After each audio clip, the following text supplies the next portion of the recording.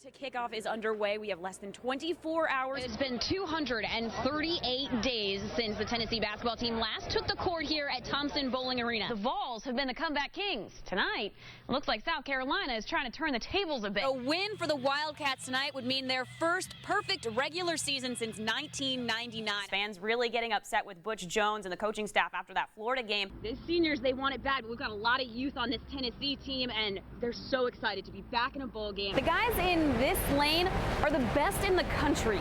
They hold the national record for the 800 free relay. Welcome back to Friday Night Hits. Let's check in with Michael Spencer, who's down in Tuscaloosa with the Vols.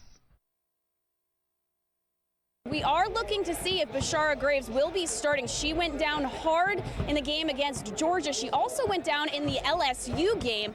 Now, right now, I'm joined by assistant coach Dean Lockwood. What is Bashara Graves' status for tonight's game? Well, she's good to go. About 12 hours to get here, but it was well worth the trip. It is a gorgeous day here in Spokane, Washington, and the Lady Vols are getting ready to take on the 11 seed Gonzaga. Now, that game is tomorrow, but today we'll be hearing from the Lady Vols for the first time since they landed here in Washington. And we know that there are 3 Lady Vols in particular who are very excited about being here on the West Coast. The Vols on the road in Tuscaloosa tonight, hoping to come home with their first win over the Crimson Tide in 8 years. Let's pick this one up in the second quarter. Joshua Dobbs looking for someone to throw to and connects with Josh Smith in the end zone, an 11-yard touchdown to tie this game up at 7. With about 6 minutes until the half, 3rd and long for the Crimson Tide, Alabama's Jake Coker is picked off by Brian Randolph. What a grab by Randolph. On the very next play, Dobbs goes to his go-to guy, Jalen Hurd. Hurd finding space wherever he can, a 12-yard touchdown run, and the Vols will take the lead after the extra point with less than 6 minutes to go in this game. Alabama, though, answers. The handoff to Derrick Henry, their go-to guy, a 14-yard touchdown run for Henry. Now the 2-point conversion fails, but the Vols have the ball back with about 2.5 minutes to play, down 5. Dobbs is sacked by Ryan Anderson. He fumbles the ball, and then it's Ashawn Robinson who scoops it up, and that is the ball game, folks. Brutal way to end this one as the Vols fall 19-14. Well, the Cubs with 11 former Smokies on their roster tonight as they play their first postseason game since 2008. And thank goodness for those rookies. In the top of the first, with a runner on second, Kyle Schwarber at the plate rips a double down the line in left. Dexter Fowler will come on home, and the Cubs take an early 1-0 lead. Exactly what they wanted to do is start off strong in this one and give Jake Arrieta a little bit of breathing room there. Top of the third, same score. Schwarber, this time, check out the bat flip there. Drills one to right. I think that one is just out of the state at this point. A 2-run homer for Kyle Schwarber. Now get this, it was just over 100 days ago that he was playing in Kodak with the Smokies, folks. I hope you got to see him while he was here. And then, well, how about Jake Arrieta on the mound, pitching a shutout tonight as the Cubs get a huge 4-0 win over the Pirates. That's all for sports. We'll be right back after this. Golf, I mean, it has a way to humble you, and it has a way to, you hit that one good shot and you're like, man, I want more. His swing isn't exactly textbook.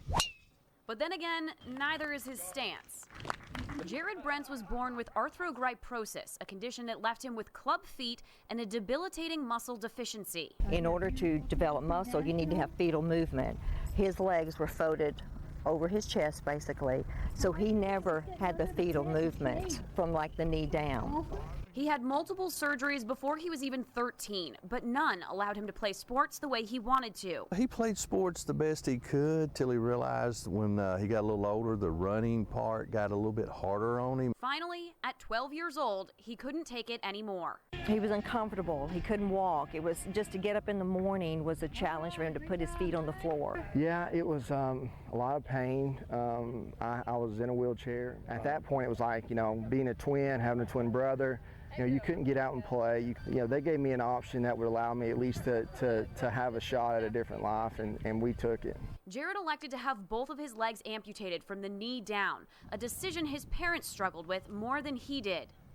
We tried to tell him, the main thing was it's not like a a bad haircut. I mean, if they take your legs off, you're not going to be able to get them back. He was really mature, and it gave him everything that he wanted to do. So we backed him, and off we went. Within months of his amputation, Jared had his prosthetics and was back in action. And I got my first set of legs in December, and I played my first middle school golf tournament in February. Jared took solace on the golf course and has participated now in all 5 para-long drive competitions. He's won 4 of them, including setting the world record with a 409-yard drive just last year. He's just an outstanding athlete and even a far better person. Meeting these guys have just been, that's probably the biggest joy of the competition. Plus, I don't run into many amputees, and I definitely don't run into many that are as active or do the things that I like to do. Since Paralong Drive started in 2013, Jared's success has made national headlines and made him an ambassador for the sport.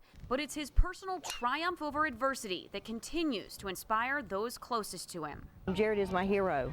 He is one of the bravest people that I've ever met and have ever known. Jared has handled it very well, and I'm proud. I'm proud of both my boys. So, but he's done a good job. Is that everybody? For 14 years, Wally Colbreth has prowled the sidelines for Farragut soccer. He cares about the game more than anybody. I mean, this is his absolute passion. And he makes you believe that every game you're going to win it and go out there and definitely get the win. But at the end of this season, that tenure will come to an end. Had to stop sometime. I'm old enough now that I need some family time. And I got grandsons now that are starting to play soccer. I want to watch them.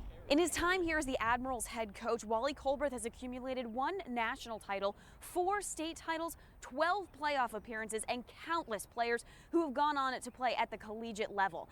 But he still hasn't quite hit all of his goals. No. No. When my little girl passed away, she said, the week before she died, she said, Dad, how long are we going to do this for? I said, Princess, we're going to do this until we got 5 state championships. It's been nearly 9 years since Brooke Colbreth died of a seizure. She was just 18 years old, but her legacy is enough to keep her dad's final team focused on one goal. Yeah, it would mean everything because we're going to do it for his daughter because he promised her that he'd win 5 state championships before he retired, and he's at 4 right now, and we really want to get that for Brooke. That's what I'd like to do. Promise fulfilled. I'm about there. In Farragut, I'm Jillian Mayen, WATE 6 on your side.